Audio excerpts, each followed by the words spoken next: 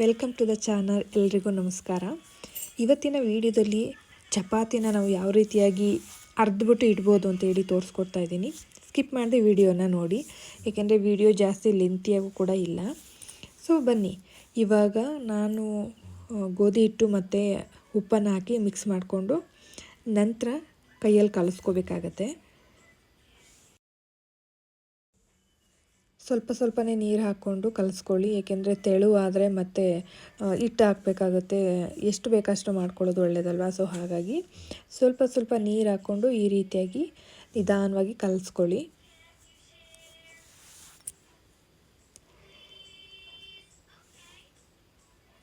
ಕಲಿಸ್ಬೇಕಾದ್ರೆ ನೀವು ಕೈ ಮೇಲ್ಗಡೆಯಿಂದ ನಾವು ಹ್ಯಾಂಡ್ ವಾಶ್ ಮಾಡಿಕೊಂಡು ಆಮೇಲೆ ಅಡುಗೆ ಮನೆಗೆ ಬಂದಿರ್ತೀವಲ್ವ. ಸೊ ನಾನು ಇದನ್ನು ಮಾಡೋಕ್ಕಿಂತ ಮುಂಚೆ ನೀಟಾಗಿ ಹ್ಯಾಂಡ್ ವಾಶ್ ಮಾಡಿದ್ದೆ. ಸೊ ಈಗ ಮೇಲ್ಗಡೆಯಿಂದ ನೀರು ಹಾಕೋದ್ರಿಂದ ನಾವು ಕಲಿಸ್ತೀವಲ್ವ, ನೀಟಾಗಿ ಕಲಿಸ್ಬೋದು ಮತ್ತು ಕೈಗೆ ಒಂಚೂರು ಕೂಡ ಅಂಟೋದಿಲ್ಲ. ಈ ರೀತಿಯಾಗಿ ಮೇಲ್ಗಡೆಯಿಂದ ಕಲಿಸ್ತಾ ಬರಬೇಕು. ನೀಟಾಗಿ ಕಲಿಸ್ಕೊಳ್ಳಿ, ಒಂದು ಸ್ವಲ್ಪನೂ ವೇಸ್ಟ್ ಆಗದೇ ರೀತಿ.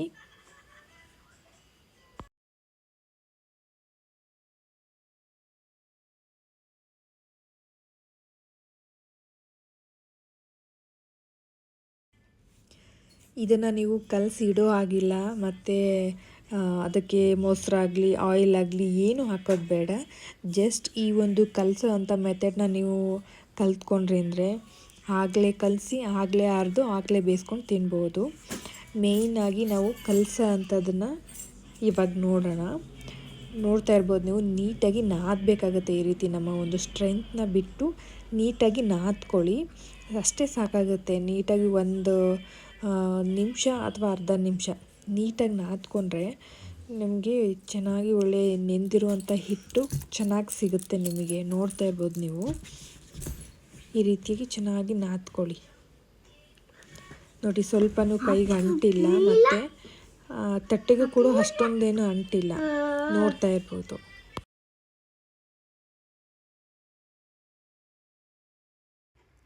ನೋಡಿ, ಇವಾಗ ನಾನು ನಾದ್ಕೊಂಡು ಇಟ್ಕೊಂಡಿದ್ದೀನಿ ಅಷ್ಟೇ. ಇವಾಗ ಬೇಕಾದ್ರೆ ಇನ್ನೊಂದು ಸಲ ತೋರಿಸ್ತೀನಿ ನಾದೋದು ಹೇಗೆ ಅಂತ. ನೋಡಿ, ಎಷ್ಟು ನೀಟಾಗಿ ಸ್ಮೂತಾಗಿ ನಿಮಗೆ ಕಾಣಿಸ್ತಾ ಇರ್ಬೋದು. ನೋಡಿ, ಈ ರೀತಿಯಾಗಿ ನಾದ್ಕೋಬೇಕಷ್ಟೇ. ಈ ರೀತಿಯಾಗಿ ನಾದ್ಕೊಳ್ಳಿ ಅಷ್ಟೇ. ನಿಮಗೆ ಹಿಟ್ಟು ಕಾಣಿಸ್ತಾ ಇದೆ ಅನಿಸುತ್ತೆ. ಕೈಗೂ ಕೂಡ ಸ್ವಲ್ಪ ಕೂಡ ಅಂಟಿಲ್ಲ, ವೇಸ್ಟ್ ಕೂಡ ಆಗಿಲ್ಲ. ನೋಡಿ,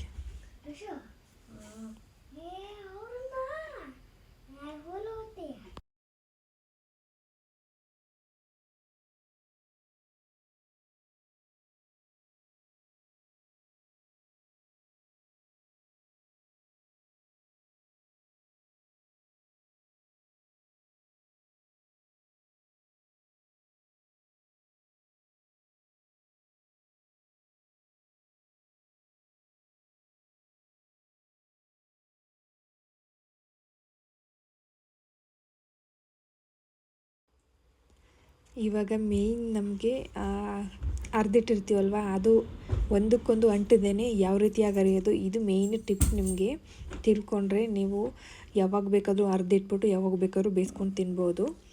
ಬನ್ನಿ ನೋಡೋಣ. ನೋಡಿ, ಈ ರೀತಿ ನಾನು ಉಂಡೆಗಳನ್ನ ಮಾಡ್ಕೊಂಡು ಇಟ್ಕೊಂಡಿದ್ದೀನಿ.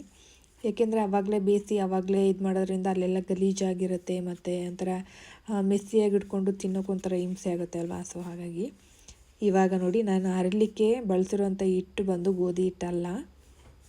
ಅದಕ್ಕೆ ಯಾವ್ಯಾವ ಹಿಟ್ಟು ಹಾಕ್ಕೊಂಡಿದ್ದೀನಿ ಅಂತ ಹೇಳ್ತೀನಿ. ಒಂದು ಜೋಳದ ಹಿಟ್ಟು ಮತ್ತು ಅಕ್ಕಿ ಹಿಟ್ಟು ಎರಡನ್ನೂ ಮಿಕ್ಸ್ ಮಾಡಿಕೊಂಡು ಈ ರೀತಿ ಅರಿಯೋದ್ರಿಂದ ನಿಮಗೆ ಎಷ್ಟು ಬೇಕಾದ್ರೂ ಒಂದ್ರ ಮೇಲೆ ಹಾಕ್ಕೊಂಡು ಇಟ್ಕೋಬೋದು. ಒಂದು ವಾರದವರೆಗೂ ಕೂಡ ಅದು ಅಂಟೋದೇ ಇಲ್ಲ. ಫ್ರಿಜ್ಜಲ್ಲಿ ಇಟ್ಕೋಬೋದು. ಬೇಕಾದ್ರೆ ಟ್ರೈ ಮಾಡಿ ಮತ್ತೆ ಬಂದು ಕಮೆಂಟ್ ಹಾಕಿ ನನಗೆ, ಓಕೆನಾ. ಈ ರೀತಿಯಾಗಿ ಎಲ್ಲನೂ ನಾನು ಅರ್ದು ಇಟ್ಟಿರ್ತೀನಿ. ಸೊ ಯಾವಾಗ ಬರ್ತಾರೆ ಸೊ ಆವಾಗ, ಇವಾಗ ಮಕ್ಕಳೆಲ್ಲ ಇವಾಗ ತಿಂತೀನಿ ಅಂತಾರೆ, ಆಮೇಲೆ ತಿಂತೀನಿ ಅಂತಾರೆ. ಸೊ ಹಾಗಾಗಿ ಅರ್ದು ಇಟ್ಟಿರ್ತೀನಿ, ಯಾವಾಗ ಬೇಕಾವಾಗ ಬೇಯಿಸ್ಕೊಡ್ಬೋದು. ನೋಡ್ತಾ ಇರ್ಬೋದು ನೀವು ಯಾವ ರೀತಿಯಾಗಿ ಒಂಥರ ಹಾಳೆ ಥರ. ನೋಡಿ, ಒಂದು ಚೂರು ಅಂಟೋದಿಲ್ಲ, ಇದೇ ಥರ ಇರುತ್ತೆ.